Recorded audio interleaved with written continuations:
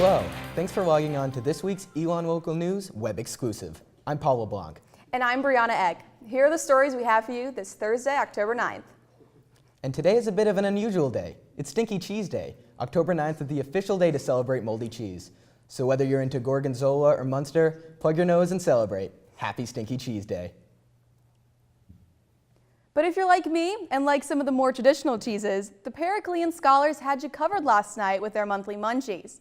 Wednesday night, the group held a late-night grilled cheese delivery service to give students some brain food during that late-night midterm studying. For $2, you could email your name, location, and order, and the scholars would come bearing homemade grilled cheese sandwiches and chocolate chip cookies. The event ran from 8 to 11 p.m. All proceeds went to the senior Periclean scholars and their work with the Restavik Freedom Foundation, whose goal is to end slavery in Haiti. Don't worry if you missed out on the cheese this time. Monthly Munchies will be back in November. We've all been there, waiting for the fire truck outside our dorm because someone burned their Easy Mac in the microwave. Well, this week, it's Fire Prevention Week. Here in the studio with what you need to know about Prevention Week on Elon's campus is our Megan Huffman. Thanks, guys. If you're going to cook that Easy Mac, make sure you actually put water in the cup. It's an easy mistake to make, but without the water, the dry noodles are just going to burn. Also, stay in the kitchen while cooking and don't cook when you're sleepy or drowsy because you might make mistakes and set off those fire alarms. If you do hear those alarms, don't wait around to see if they'll turn off soon. Immediately evacuate the building and make sure your roommates do too.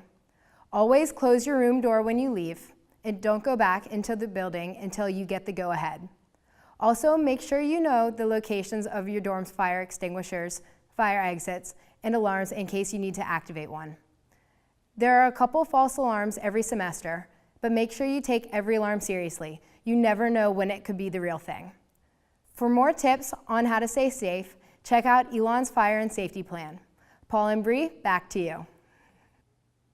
If you were up really early yesterday morning, you might have been lucky enough to see the blood moon, a total lunar eclipse that makes the moon look a blood red color. Eclipses like these happen when there is a full moon that passes through part of the Earth's shadow. For this particular eclipse to occur, the sun, Earth, and moon all have to be in alignment, and this only happens about twice a year. That's actually a really cool atmospheric phenomenon. When you see a really red moon on the horizon, it's because the light that the sun's reflecting off of the moon then gets refracted through our atmosphere. So only the longer wavelengths of light make it through the atmosphere, so we end up seeing all of the red light instead of the blue light and green light that cancels out the red. And mark your calendar. According to NASA, the next total lunar eclipse will occur April 4th, 2015. If you were walking around the academic pavilion this morning, you may have seen some furry friends running around. Newman Wooman hosted an animal blessing today for living or stuffed animals. This annual event recognizes St. Francis of Assisi's love for all creatures. Every year, millions of animals around the world are blessed by priests like Elon's father, Jerry Waterman. University chaplain Jan Fuller gave today's event a special name. One of the things that we really want to do is to encourage students to interact with and to think about their own loves, their pets, and it's just, and I think there's nothing like fur therapy, That's all the news we have for you today. It's fall break next week, but we'll be back live in Studio A Monday, October 20th. In the meantime, we'll have all the news you need to know right here on elonlocalnews.com. And be sure to like us on Facebook and follow us on Twitter. Have a great fall break, Elon.